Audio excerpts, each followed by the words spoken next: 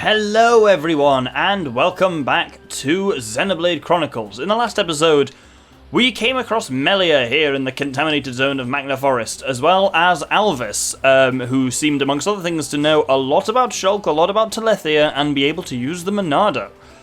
All very interesting questions, which will get answers with time, but not now. For now, our goal is to move through the forest. It's quite a big place. Right, I just need to stop saying that. I realise this. Almost every area we start going to in Xenoblade, I'm like, it's quite a big place. This place is pretty big. This place is quite... Every area is huge. And would you believe, in terms of land area of the game, we've probably seen, a quarter to, at a stretch, a third of it, but I'd probably say a quarter. Obviously, a lot of that is like areas in places that we've been to, but we haven't been to every area in it. But in terms of land area of the game, we've probably... Yeah, just over a quarter would be my bet. Last episode, we did not get a chance to see Melia in combat. Also, by the way, cool fucking massive ether crystal at night up there. This episode, let's see how Melia works by starting a fight. So, I'm going to start by summoning Flare.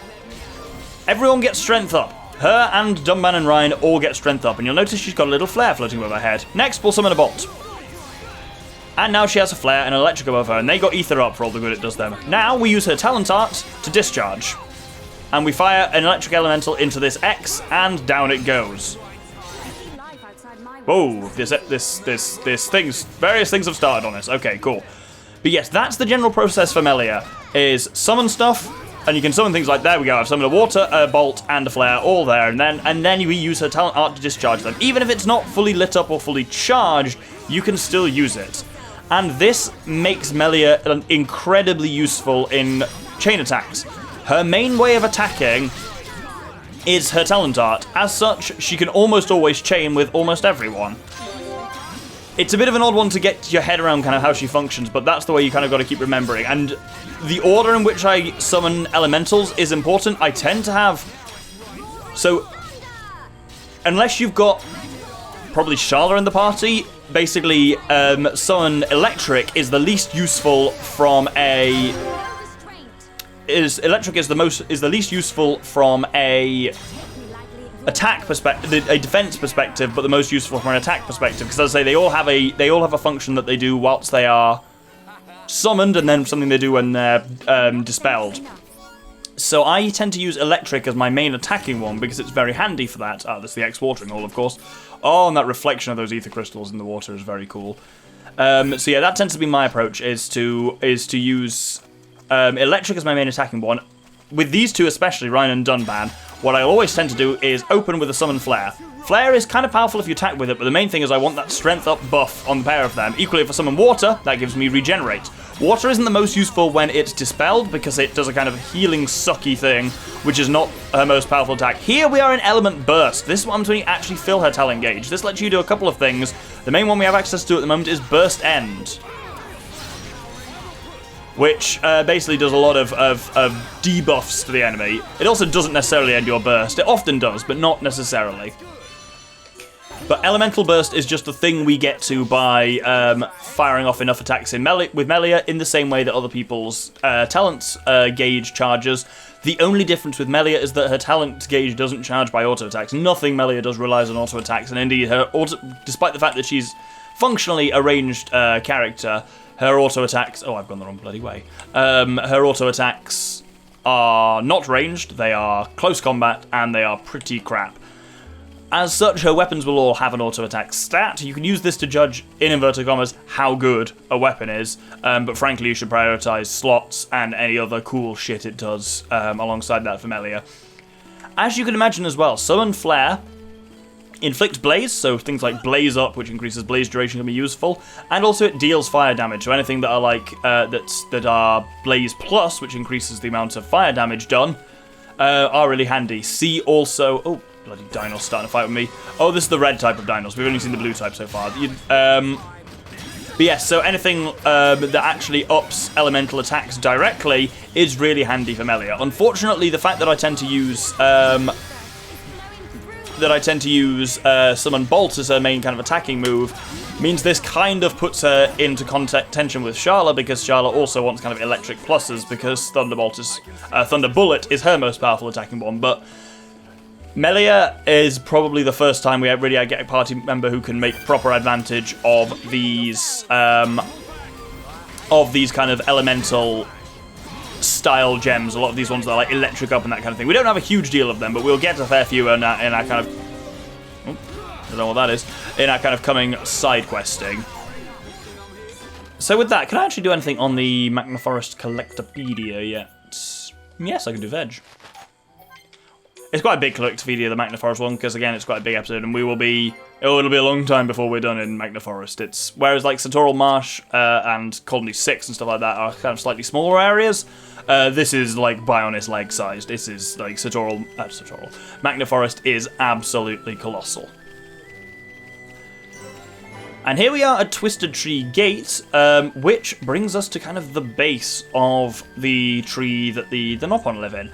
As such, we're now in a kind of what you would consider a inhabited area, and as such, there are these handy gates, bridges for getting around. You see walkway there? If you want to go to Frontier Village, it's safe to go this way. Nopon never lie, so you can believe me. That's not entirely true, is it? But there's an Orluga down there, and this lets us dodge the Orluga. Not entirely, though. This Orluga here is a vision-type enemy, and he can still see you and will attack you from up on here. And then your allies will go down there to fight him, and you'll have a bit of a shocker, all things considered, so I'm just going to avoid him entirely.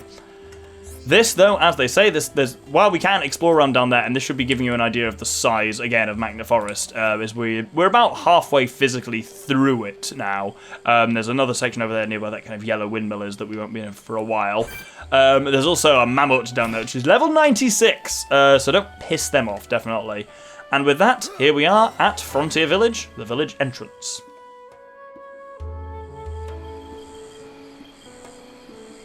This is the entrance to Frontier Village. So this big tree is where the nopon live? Ah, Bird Lady. Welcome back, Bird Lady. I wish to speak with the village chief. Will you permit us to enter? My pleasure, my pleasure. I shall take you to the village chief. Follow me.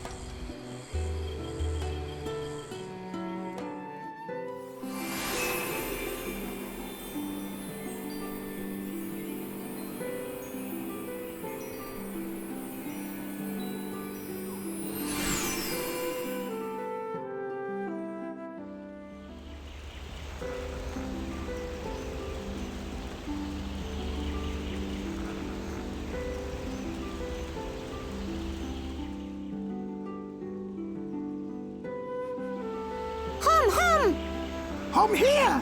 Hum here! Hum who? Hum who? Hum hum everywhere! Me want touch hum hum. Me want nibble hum hum. Hum hum taste pih. Hum hum scary. Ooh. Nopon of Frontier Village. Melia Antigua has returned. I request an audience with your chief. Chief, will you hear my request? Melia here. Bird Lady here. Melia back! Bird Lady back! Bird Lady?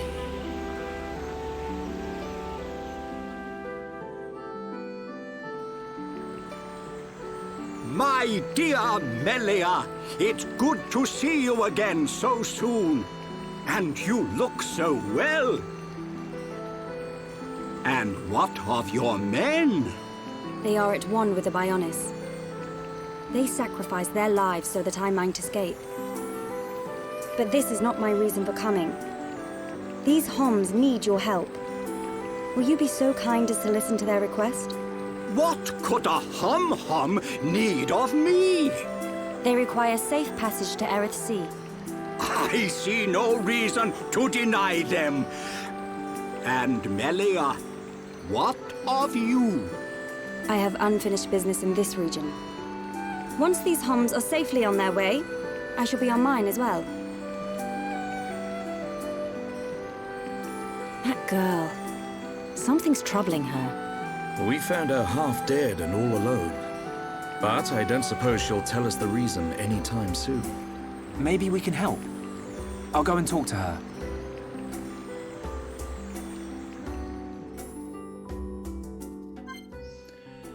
So, welcome to Frontier Village. This was definitely the point at which I realised, despite having spoken to a lot of them in like text version, this is basically the first time we've ever actually seen Nopon doing anything in cutscenes, and how weird it actually seems to hear like Nopon voice, which I've read out many times, but actually hear that kind of voice by the game.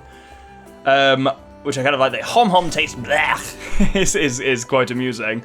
But also, this place is so fucking cool. I really must just praise the design on Frontier Village. And like, God, the Nopon have such a cool life. They get to live in a giant tree in the forest. They're basically Ewoks, but they're like fluffy Ewoks with what appears to be like 2 sets of hands.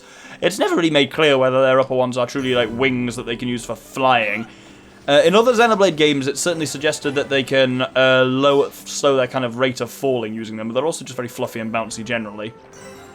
As you can see, we're getting landmarks at an absolute ton. Frontier Village is its own area, and it is almost entirely just this this structure. But it keeps going quite some way up, don't worry. And there are an absolute ton of side quests here. Regular side quests and the generic type, and we will be getting our teeth into them next episode, primarily. But this episode, we are going to be still going through entirely plot-related stuff. With that, we have basically made it to the top. But if you look at the map, you'll see, yeah, there's a lot of flaws in Frontier Village, and we'll slowly learn our way to navigate across them. Here is the mysterious sanctuary, but I'm actually going to keep going up to... Oh, there's something I meant to do, but I didn't do it, did I? The Prophecy Hut, and we can go... You notice, by the way, all the experience... This is what I was talking about with Expert Mode. All the experience we're gaining from all these landmarks isn't going directly to leveling us up. It is going... We still get skill points and AP as, like, art points from it normally, though. It's just the experience. We don't get the actual levels. Dunban's got increased chance of a double attack, reduces weight of equipment. That's also good.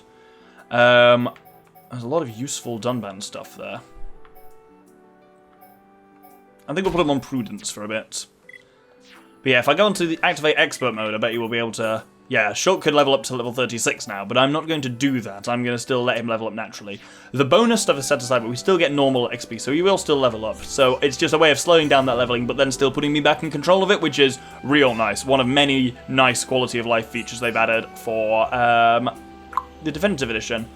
Up here, we get a cool view over a lot of the forest, and it gives you, again, some of the... Yeah, you can't get it so much from the canopy, but shows somewhat the scale of it. And this nice little bit up here is Apex Lake, and the Contemplation Terrace right at the top of the tower. What I meant to do first off is, if we fast travel back down to, yeah, the shopping street... Then we have a shop here who I think we can potentially buy some useful stuff from. The armor shop. Oh, there's a lot of useful stuff here, actually. You know, I'll actually save that for just a bit. And then there's another shop on the way up, because that one's got some other stuff in it that we can't use right now, so I'll go through that when it becomes relevant. That's normally my go-to phrase in any Let's Play, is like, we'll talk about that more as it becomes relevant, but I weirdly haven't been saying that much for this game, despite the fact it's incredibly seems pertinent to what this game is like. But you as well, I think, might also, yes, you, me, might sell something useful. Yeah, so she's got art books for some handy stuff. Shaker Edge from Shulk, real nice. Covert Stance from Sharla, why not? Battle Sword for Shulk, Serene Heart, Tempest Kick, yes, and Dive Sabat are all some very handy art books. Not on cannon, by the way. Anything that has cannon in its name for Sharla has half range compared to things that are called like gun or sniper or something like that, and that goes for arts too, so be aware of that. With that, we want to head back up to where Melia is waiting at the moment, which is on the top housing level, basically. Oh no, it's there. It is. It can be a bit of a balls to remember what's where in Frontier Village, and I will not get any better at it. It's just such a 3D environment, and the maps are kind of useless for it because they don't zoom in very far and they don't show levels particularly well. But we can go and talk to Melia. Melia, you're welcome to come with us. Is it true? Were you alone in the forest? That thing must be stopped by my hand. This is my pledge to those that have died. Is it wounded? I see. The Telethia is hurt and lies in rest, wounded by a girl. Wounded by a girl? You don't mean you're going to fight the Telethia? How do you know of the Telethia? When I went to collect the ether crystals, some Telethia attacked me. I managed to destroy them and get away. You defeated Telethia? Who are you? The Monado. So that sword can... To tell the truth, they were the Telethia spawn. Someone told me the primary Telethia is healing somewhere in the forest. It was you, wasn't it? You hurt the Telethia. It... Melia. The Telethia escaped from our homeland, and I am tasked with killing it. It cannot remain free. For the sake of my people and the Nopon, it must be stopped. Melia, we can help you defeat it if you like. Out of pity? No. Why then? It's just... I want... Speak, Shulk, or I shall be forced to summon the Nopon chief to interpret for me. I would like to help. What could you possibly gain from aiding me? I saw it. At the top of a black tower, you and I were fighting together. Fighting that faced Mechon. I also saw you fighting a huge Telethia. It threw me the first time and all. Forgive me, Shulk, but what are you talking about? Shulk can see visions of the future. See the future? And you expect me to believe this rubbish? Believe what you want, lady. Same as I tell all the non-believers. That'll be me then. Oh, yeah. In any case, the only reason we got this far was because of Shulk's visions. If Shulk says he saw you in a vision, then you must be important to whatever happens next. And if you're tough enough to fight a face Mechon, you're all right in my book. You've got my vote. A lady should not go unaccompanied onto the battlefield. Excuse me? I am quite capable of dispatching the beast alone. I require no assistance of any kind. My dear, I apologize, but I could not help overhearing. Their offer sounds quite reasonable. The danger extends much further than our small dwelling. Machna itself is at risk. And we shall provide you with the finest warrior of our clan. Chief Dunga, No need for thanks. He is the equal, if not better, of the Hom-Hom. You do know we're listening? The chosen Nopon hero will await you below.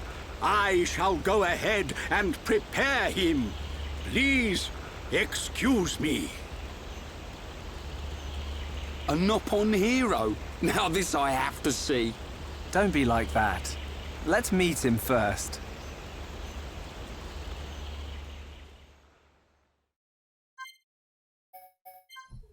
So, Melia now rejoins us, and I'm just going to very briefly, though I won't be dwelling on it much, talk about Melia and gem crafting. As I say, everyone has their own little gem crafting thing, and that's the same for Melia, but hers is like everyone, so Shulk and Ryan now have 8 to 13 affinity, and nothing will really do that, but it makes qualities grow stronger with a medium flame, and we haven't got anyone who's particularly good with that other than maybe Sharla. And if she is on the other end, she is great with a medium flame. So she combo well with herself, but with others, not very useful. But as ever, pretty much nothing goes beyond Shulk and... What the fuck are you doing down there? Cat's fanning around under there. But yes, very, very little will beat Shulk and Ryan's high affinity that they have at this stage. With that, it is time to go and meet the Nopon hero. Xenoblade's characters are where it shines. Its plot is really good, its gameplay is really good, like none of those features are bad, but actually probably Xenoblade's greatest single strength is at a character piece, and that goes especially for the main party characters. They're all just very well done. They all have fully fleshed out stories. They all start seeming one-dimensional, and as you learn more about them, you learn what they're kind of really like, and that's done amazingly well. We've not had a lot of the nopon so far, but we're about to get, this is going to be a very nopon heavy chunk of the game, and that is fine. The character we are about to see is probably my favourite single character in this. It's close, it is very close, but I really like him, and a lot of people don't, and those people I think are just not fully appreciating what his deal is. I really thought I would have finished these thoughts by the time we were down there, so let's just hop down and start this cutscene. Underground store? This isn't the underground store. The underground store's underneath me. I shouldn't have triggered that. Well, I guess we've got to walk around. Apparently you can go through that and trigger, and not trigger what I intended to trigger there. May I introduce Heropon Ricky!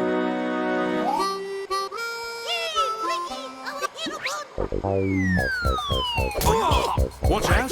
Get off me! To you! Right in the... Take this, bubble! That's not good.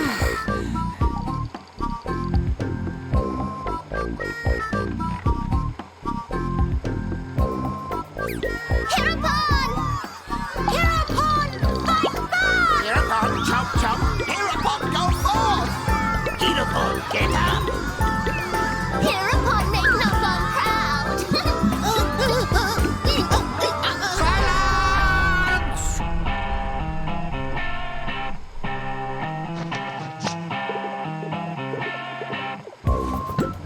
I introduce to you this year's legendary Heropon, Ricky!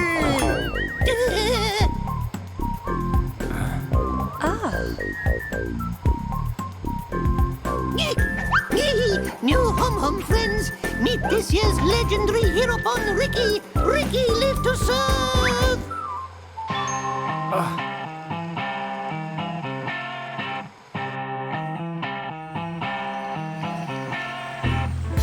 A Heropon, you say? Not sure where you'll come in handy, but the more the merrier. Sure. Are these Telethia as strong as they sound? Yes. They're quick as lightning and can read your mind. Mind-reading giant bird? No problem. I can see their movement through the Monado, but even that's not enough to get the better of them. And we're going up against the daddy version. No one blink for a second. Okay. Eyes wide open. And don't forget that Melia is our only chance of making it to Erith Sea. If anything happens to our guide, it's on our heads. The Telethia is our target, but don't forget about the person standing next to you. Dunban's right. I am in your debt. My weaknesses are all too apparent. No worries, Melia.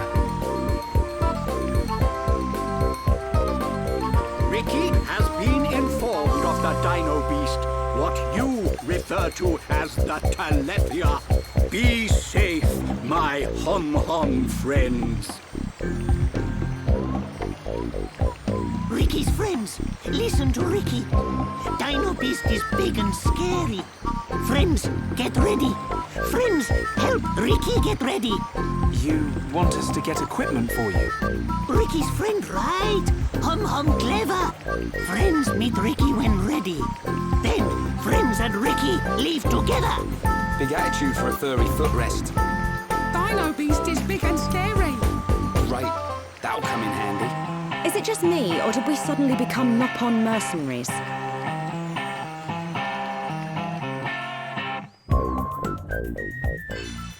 So this gives us an errand for the Heropon. Collect his weapon from the weapon shop and armor from the armor shop. Ricky, I think, is genuinely maligned and misunderstood by basically everyone who plays this game, or many people who play this game. The more you see of him, the more you see Ricky is obviously no kidding. He absolutely fills the role of comic relief. But as we get on through the game, we'll see he does a lot more.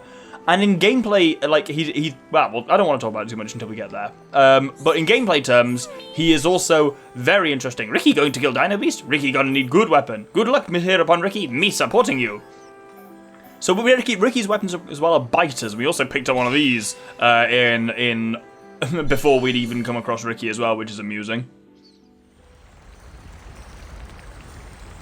Ready to go!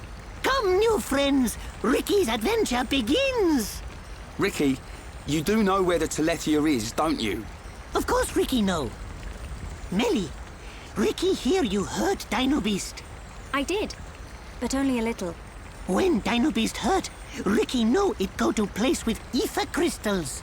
Friends and Ricky go to place with crystals. Then we find Dino Beast. Chief, tell Ricky. Chief always right.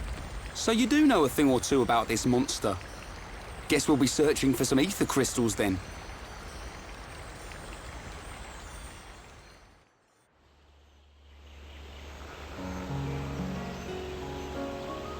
Ricky, why are you the Heropon? Why? Because Chief Dunga choose Ricky. He chose you. So you weren't chosen from birth? Friend wrong. Chief choose by instinct. By instinct? Why friend surprised? Chief have sharp instinct. Chief be village seer. So that's how you became the Heropon. Can't argue with that. But he is kind of compact for a warrior hero. Oh, Ricky owe lots of monies to village. If Ricky defeat Dino Beast, village promise to forget my debts. So Ricky like being Heropon.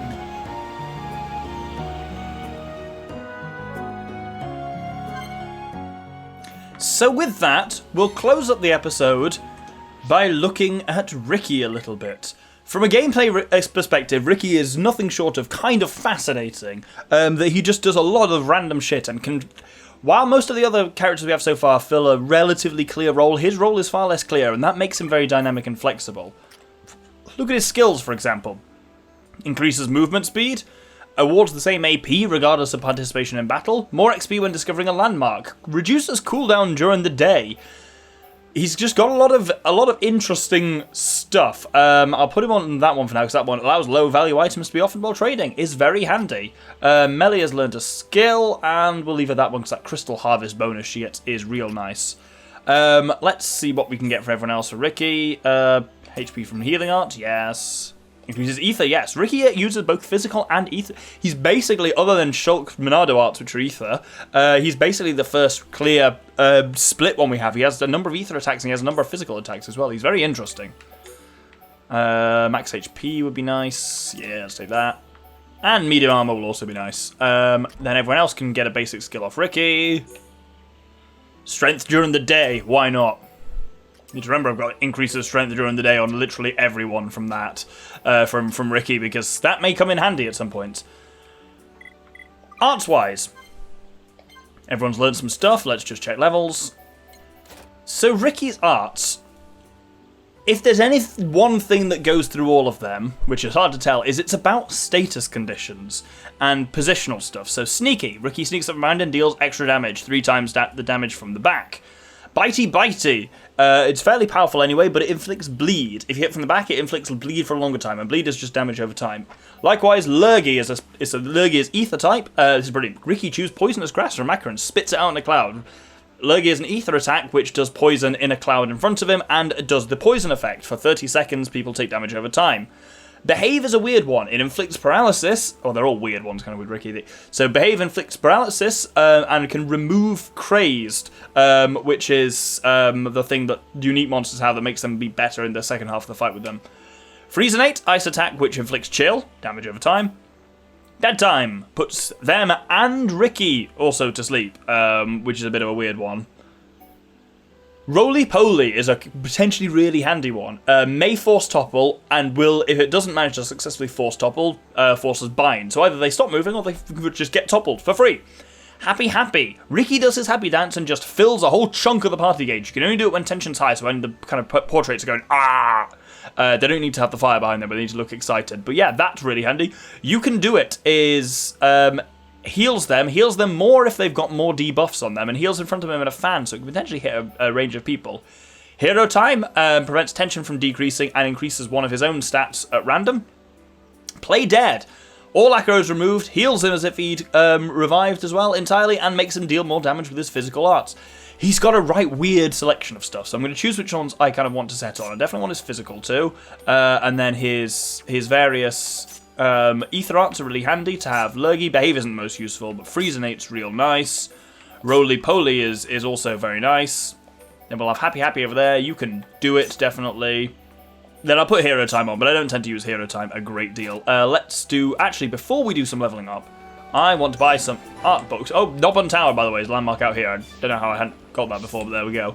I want to just grab some art books for Ricky, which are from this one I didn't want to show off in this shop over here, are art books for Ricky. And a lot of equipment as well, which will be handy in this section as well. So, Bitey Bitey, Happy Happy, Sneaky, Playdead isn't great, Lurgy is great. Oh no, Freezenate, really? Ugh, Roly-Poly, very handy. That puts us fairly low for actually buying equipment there, but oh well, that's a trade I'll happily make. So let's do some leveling up of his arts. Also, in case you hadn't noticed by now, arts that have a line through them are ether type, and ones that don't are physical. So you notice Ricky has a right range of ether and non-ether arts, and he basically has every colour. Ricky is really handy in a chain attack, whereas Melia just has the wild card, which is useful in every situation. Ricky can chain with basically anything. He's real handy in a chain attack. Well, that's a bit of a mix of them for now. You can do it is really handy, because it means if you have, say, Ricky and Shulk in the party, it can actually really reduce the need for a dedicated healer, having a bit of healing on him, a bit of healing on Melia. There's a lot you can do.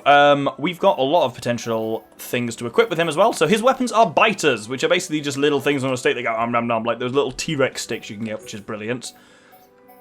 The Warrior Gnasher we picked up, not only does it look cool as fuck, is also really, there's a 2-slotted and a genuinely very powerful weapon for him. Let's look at the rest of his gear. So he's got the best equipment he can have, we still need to put some gems on. One of the things I quite like in this game is just how when a new party member joins your party, they tend to have the best equipment you can get on them. Gem-wise, what do we want? Ricky has massive maximum HP. You notice he's got 500 HP more than Ryan. He has the highest max HP of literally anyone, so he doesn't need that hugely. But debuff plus... Oh, debuff plus only works on actual gems, doesn't it? As in, it's gem debuff time, not general purpose debuffs. Paralysis up, why not? And slow. Ricky's auto attack's doing things for me handy as well. I didn't talk about his talent art, I'll talk about that next time. And as for things to have, Spike's always a fun one to have for Ricky. He's got a lot of HP, he can potentially take a lot of hits, and as such, can be very handy for tanking that kind of stuff. And defense up is no bad thing. Again, he can just be a bit of a defensey tank. Let's see the style of his weapons as well. I do like the Warrior Gnasher, so we'll go for that for now. The way Ricky's armor works is a bit different. You'll notice he doesn't have a feet appearance. Foot armor just does nothing on him. Instead, he has head, which we can see here, which is like, well, there you notice it's just like the tips of his head dyed, or this adorable little cap he gets. A lot of his stuff is very cute, I must say. Middle, I think, does nothing on him. Magna is also very cute. He has, like, the full Magna set is a little tiger onesie, which is very cute. This, he looks like a German soldier from World War I. That is definitely a look, yeah? Ricky fight for Kaiser.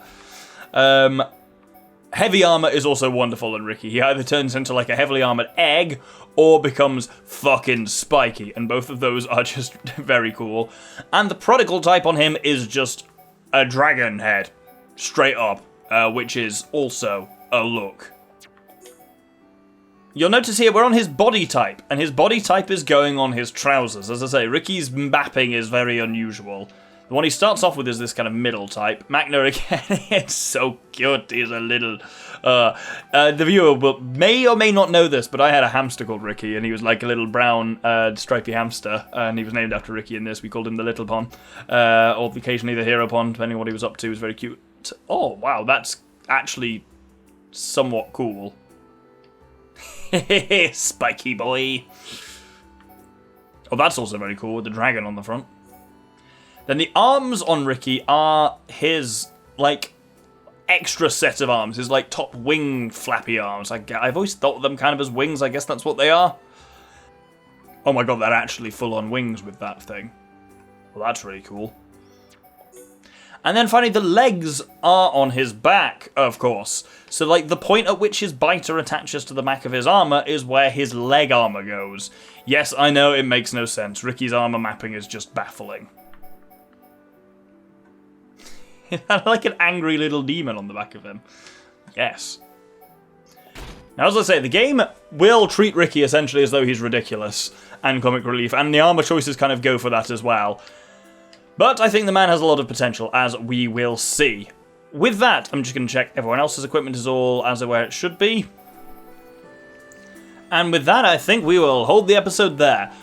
Thank you everyone for watching. The next few episodes are actually going to be side stuff. So as you can imagine, our goal is to take on the Telethia. We are not going to be doing that. Oh, look at the happy dance. We are not going to be doing that for a couple of episodes' time. We're going to be doing some side quests around Magna Forest and then around the rest of Bionis for a bit first.